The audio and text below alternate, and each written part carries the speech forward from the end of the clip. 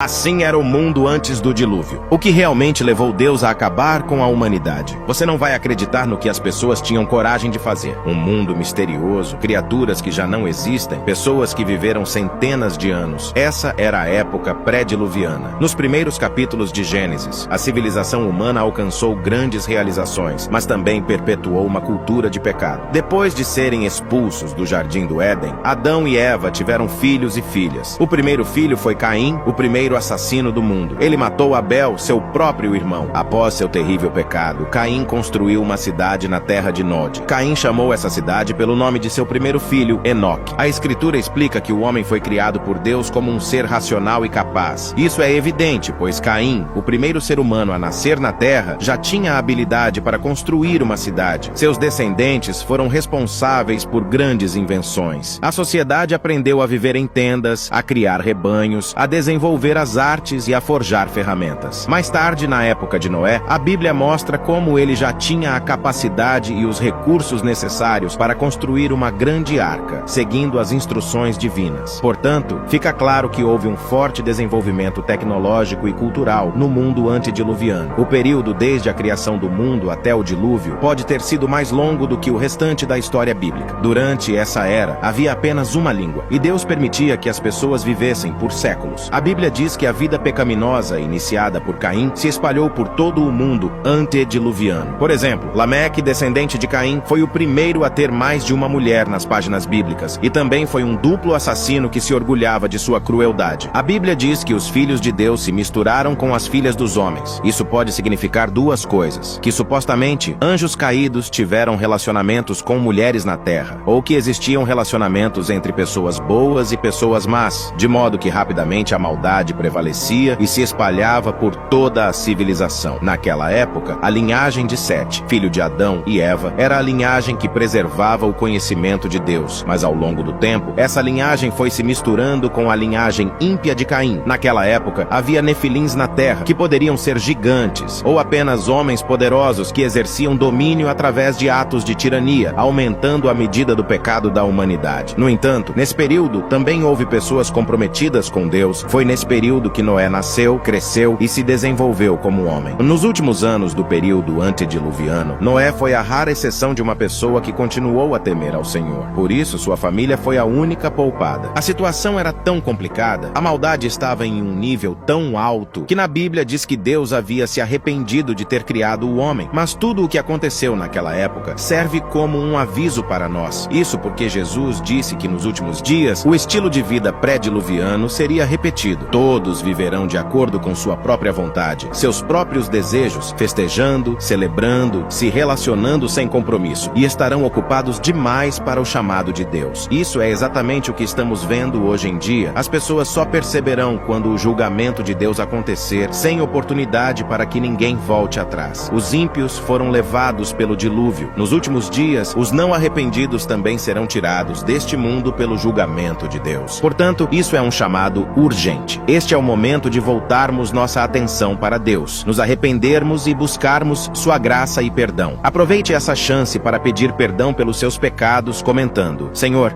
perdoe meus pecados. Se tiver algum pedido de oração especial, deixe nos comentários. Estaremos orando por todos. Compartilhe o vídeo. É uma forma de evangelizar e salvar mais pessoas. Não se esqueça de seguir nosso perfil. Deus te abençoe.